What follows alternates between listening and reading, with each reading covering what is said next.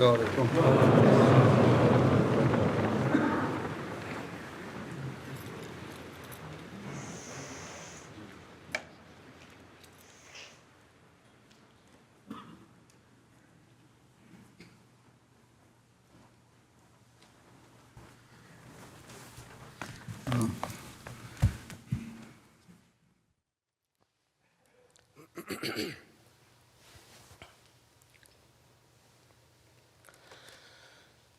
الله أكبر.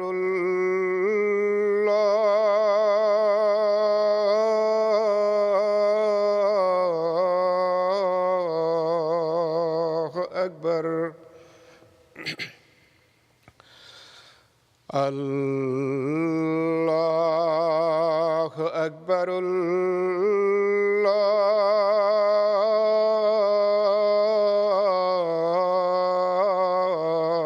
الله أكبر. أشهد أن لا إله إلا الله. أشهد أن لا إله إلا الله. أشهد أن محمدًا رسول الله.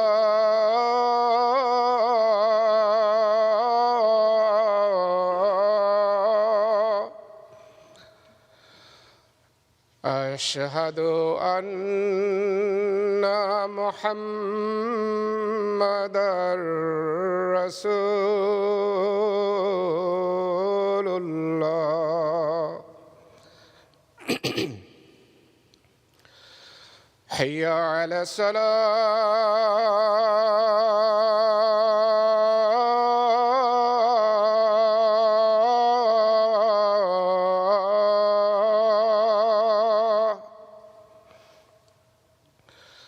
حي على الصلاة.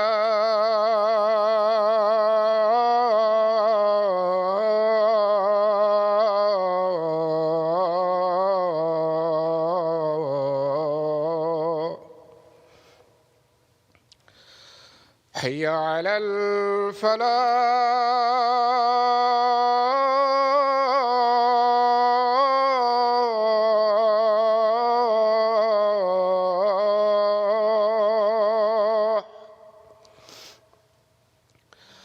حي على الفلاح.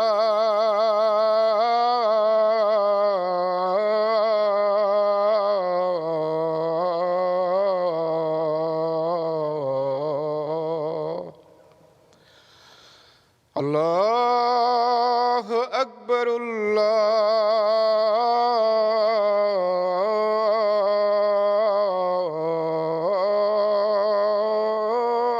الله أكبر.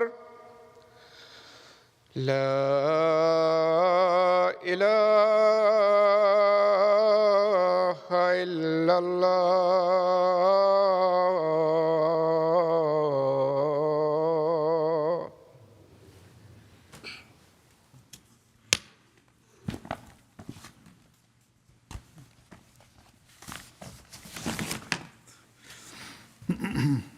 السلام عليكم ورحمة الله.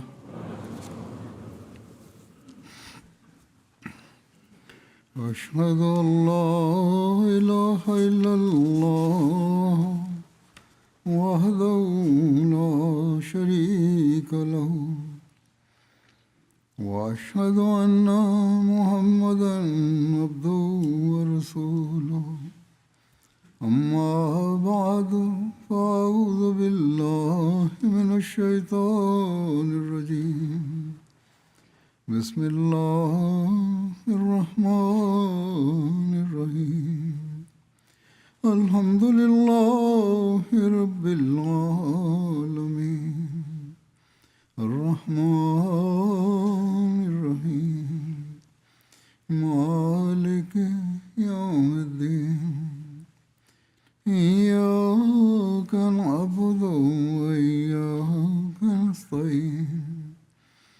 اهدنا الصراط المستقيم صراط الذين أنعمت عليهم غير المغضوب عليهم ولا الضالين.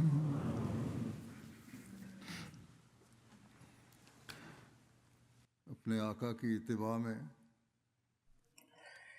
নিজ মনিবের অনুসরণে এবং অনুকরণে হযরত মসিহ মওদের तौहीद के कायम करने তৌহিদ की कोशिश প্রতিষ্ঠাকল্পে और अपने मानने वालों ব্যবহারিক আদর্শ আর নিজ অনুসারীদের প্রতি তার फरमाया करते थे।